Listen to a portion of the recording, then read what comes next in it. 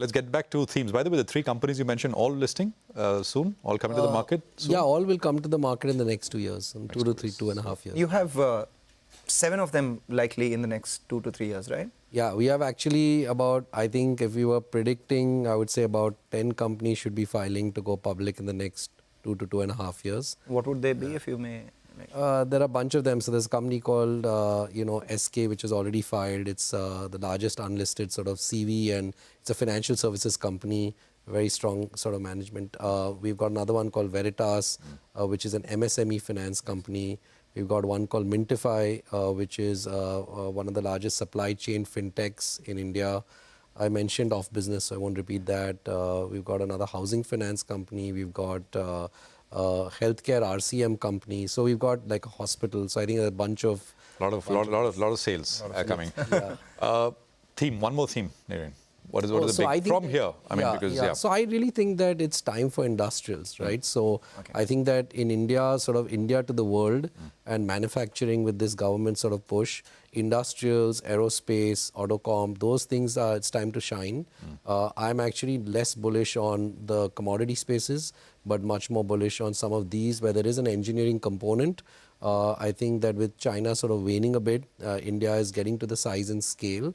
And I think that for the next 15, 20 years, we have that engineering talent where we could actually be, exporting this and doing much better. And I think we're taking more and more share from places like Mexico.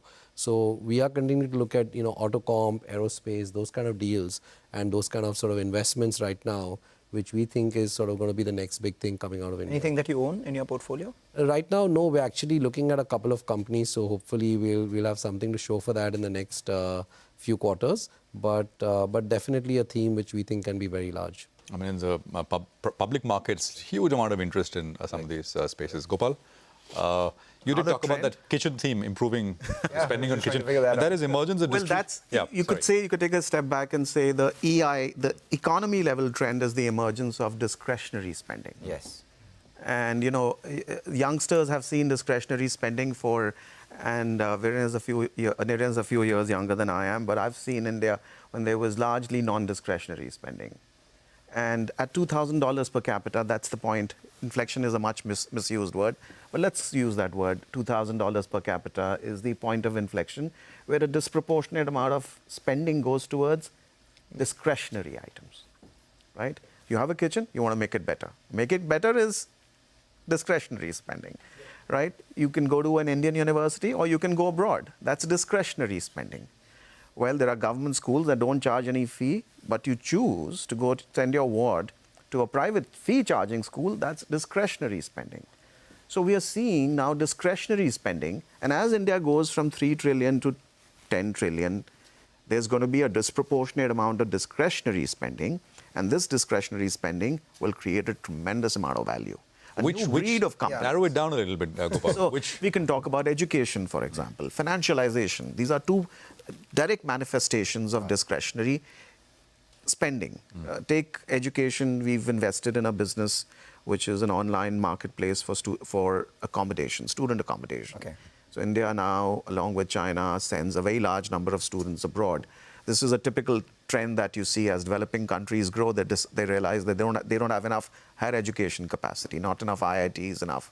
So on the back of that, there's a business that's created that actually caters to over 50 countries, students from 50 countries, and offers housing. It's a virtual business out of Pune.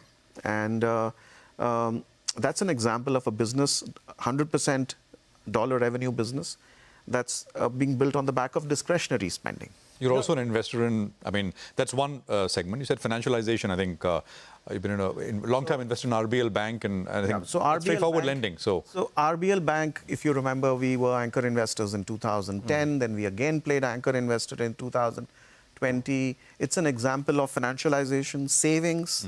And I would say that's sort of non-discretionary. Yeah. But discretionary is an example of that is asset management and wealth management businesses. So something like Avendus, Right. which has grown on the back of wealth management, right? So there is growing wealth, and wealth management as a service is part of discretionary. So that's an example of how discretionary spending plays its role. Speak about the growth of mutual funds. And sorry.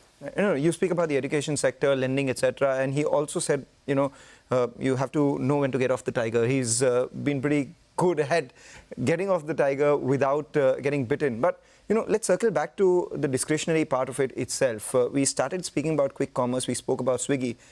Were you tempted to look at any of these spaces when it comes to discretionary spending? Because kitchen is one part. Now, increasingly, people are thinking that maybe we're in a just-in-time kitchen sort of thing. As an investor that's invested for 30 years on the back of fundamentals, we've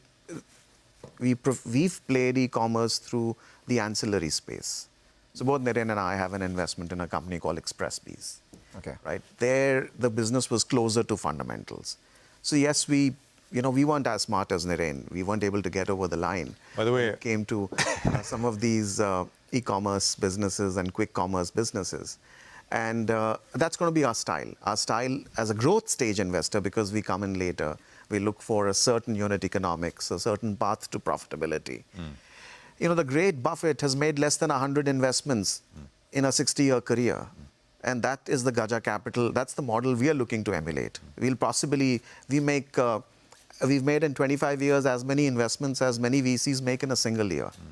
So we carefully choose our shots. No, absolutely. And you're being humble, and you can't get them all. So I think that's the way I would look at it. But are valuations expensive? I mean, that's a question we ask in public markets all the time. And by the way, you guys are competing with public market investors now. Yeah. We're all turning VC because they're going back and back, pre-IPO, pre-IPO, because by the time it gets to the market, it's all juiced out. Everyone just wants to go to before the starting line as well. Everyone just wants to... So let me rephrase that. They're competing with us. Okay. They're doing what we were doing. They're competing with us. So So I actually think that market valuations are quite high. Yeah. And I think that's driven by the public markets. So you have to space out your investments and stick very close to fundamentals, as Gopal mentioned. Because I think that, when you sort of focus on non-fundamental driven or, very poor unit economics or things like that, eventually, in a lot of I would say, late-stage venture side, you find that the unit economics are just not working out. Yeah. So I've at least felt that we've focused a lot on places where your break-even are profitable. Out of our 30 companies, about 26 would now be profitable. Once we come in, we sort of make sure the company gets profitable very quickly. Then we spend a couple of years preparing them for an IPO. Because in India, let's face it, exit has to be IPO. Yeah. Right? There's not that much of M&A.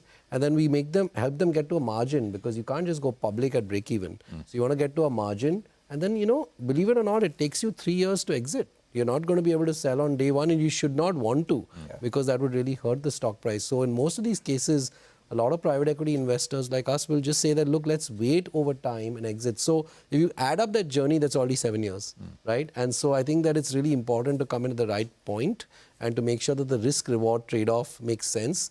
Valuations are definitely very high.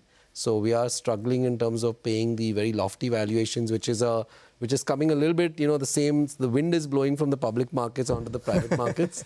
And obviously you have to be very careful. It's a gust of wind, strong gust of wind. Very, very strong gust. Tornado. I don't know. Gopal, very quickly.